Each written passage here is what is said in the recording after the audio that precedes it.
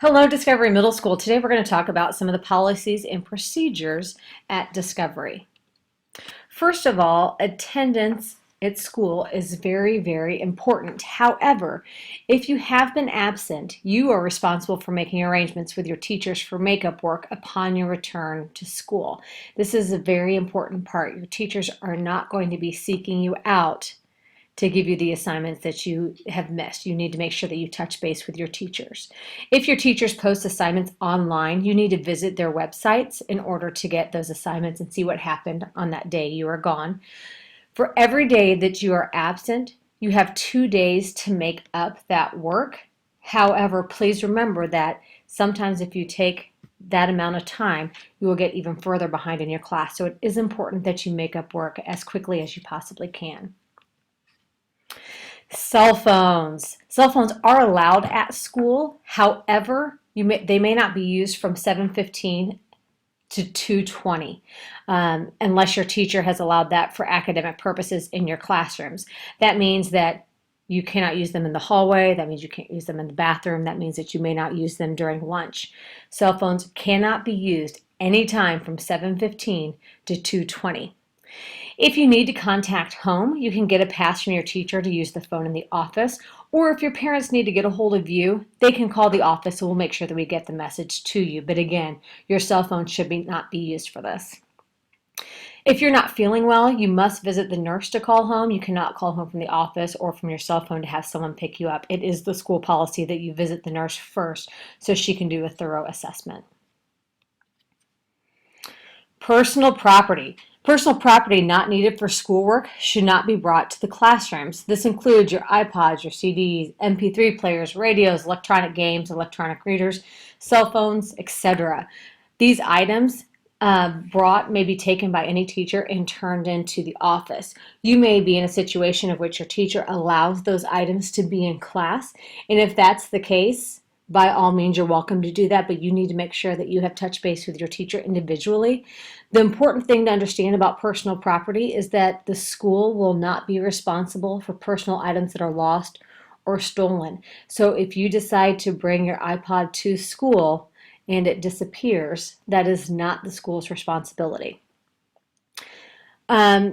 If your teacher takes an item away, meaning that you have something out in class that your teacher does not allow, they will collect that item from you, whether that be a cell phone or an iPod, an e-reader, or what have you.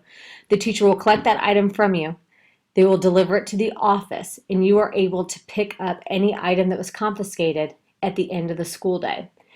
If you've had an item taken away from you 3 times throughout the school year, we will not be able to release the item to you. Instead, what will happen is that we'll need to call home and your parents will need to pick up the item from school. So it's important that you make sure that you understand the rules and the policies in each teacher's classrooms and that you don't have items out during instructional time. Academic dishonesty or cheating. Cheating or allowing others to copy on tests, assignments, projects, or similar activities, plagiarism, claiming credit for another person's work, fabrication of facts, sources, or other supporting material, unauthorized collaboration, facilitating academic dishonesty, and other misconduct related to academics. And that's really just our definition of academic dishonesty at Discovery Middle School. So what that means is anytime that you are submitting work as if it were your own that you did not do yourself, that's considered academic dishonesty. In the event that that happens, you will be referred to the office, at which time consequences will be given, whether that be a detention, Friday night school. Your parents will definitely be notified as well.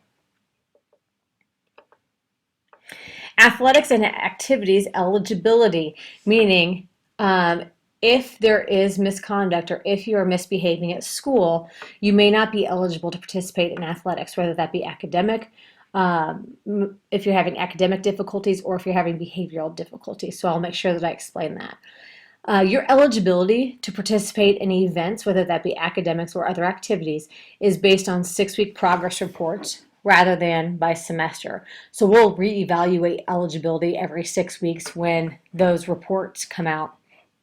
A student must be enrolled and regularly attending and pass 7 out of 8 classes in order to participate. A student who is in ISS is eligible to practice but may not participate in competitions until the term in ISS is complete.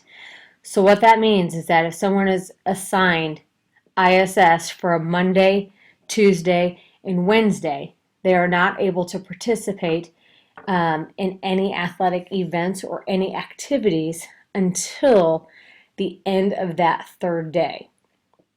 A student who is OSS may not participate in practice or competitions until the term in OSS is complete. The student has attended full day of school. So if you're in ISS, you can practice or you can attend meetings, but you may not participate in events. If you have OSS or out of school suspension, you are not able to participate in any type of event until you have returned to school for a full day. Students participating in extracurricular activities are subject to school rules and policies during practice, games, and events. It's really important that you remember as a member of an athletic team or as a club, you represent Discovery Middle School on a daily basis, whether that be inside our building or if you are visiting other schools. So it is important that you adhere to the school policies at all times. Backpacks, shoulder bags, string bags, and large purses capable of holding a textbook may be used to carry books to and from school only. Those are not allowed in the hallways or in classrooms. For the safety of personal belongings as well as safety in the hallways and classrooms, bags of any kind will not be allowed in the classrooms and hallways except computer bags that you'll be issued when you receive your device. So when you receive your device in a couple of weeks, you will be given your device and a bag. Those will be allowed in classrooms and in the hallways. However, you are not able to carry your backpacks. Medication. If you take medication throughout the day, it's important that all over-the-counter and prescription medication be in the nurse's office and not in your locker, in your binder, and that's just for safety precautions. So if you're not feeling well or if you have medication that you need to take from the doctor, then you can take that to the nurse's office and we'll be sure that you have access to that throughout the day. Hallways and lockers. Between classes, you have 4-minute passing periods. This is the time for you to go to your locker, run to the restroom, and do all those kinds of things. Please be sure that you close your locker after each use, and also don't give anyone your locker combination. The last thing you want to have happen is have things missing from your locker, and the only way that you can prevent that is if you make sure that you close your locker every day and that you're the only person who knows your combination. Please remember in the hallway, there is no running or no yelling. Keep hands off others and other people's belongings. As I just said, you do have 4 minutes between each class to get to your next class.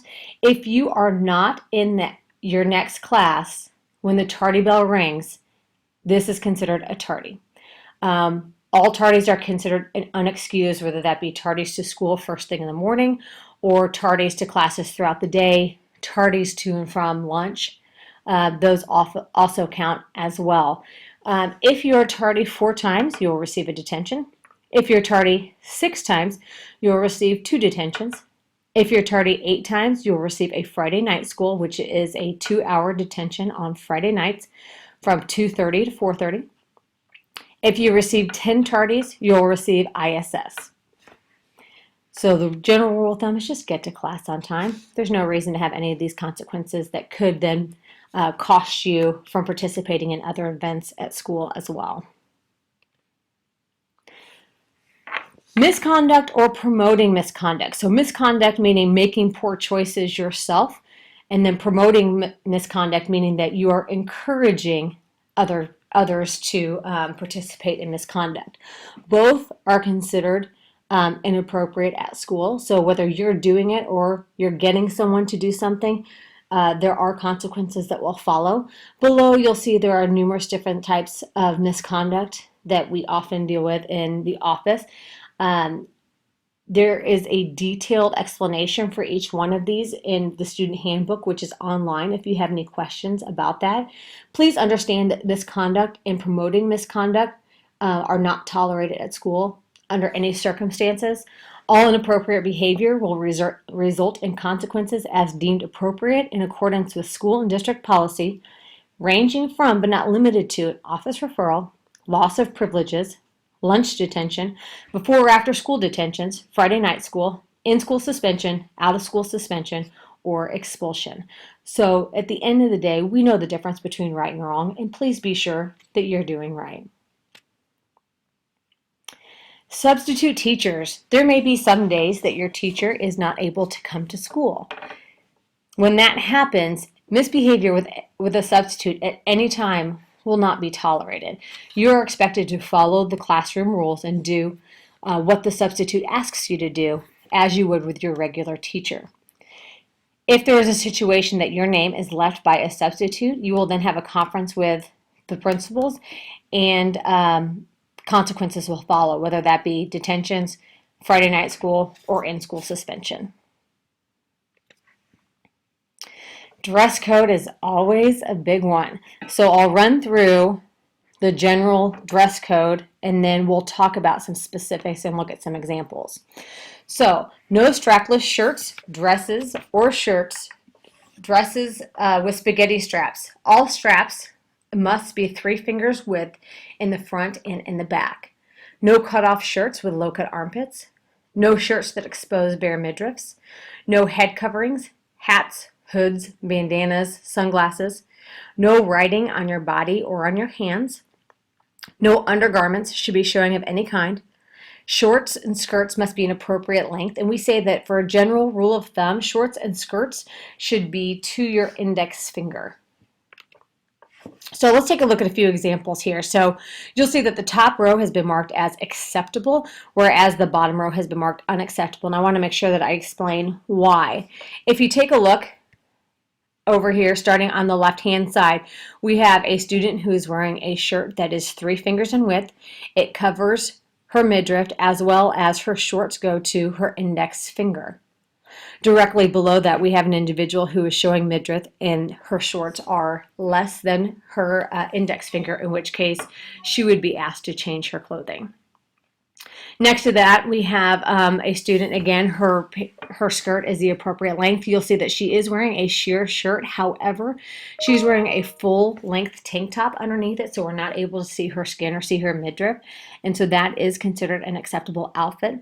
Below, you'll see that the individual is wearing a bandeau underneath her shirt, and we're still able to see the midriff, which that is unacceptable. So if you're wearing a shirt that is sheer, you need to make sure that you have a full shirt underneath it. Next to that, you'll see that we have an individual with a racer back shirt. That is completely acceptable because we do not see any undergarments, and that it is 3 fingers width in the back as well as it is in the front. Directly below that, you'll see shorts that are inappropriate, as well as we do not have the 3 fingers width, and we can see the undergarments.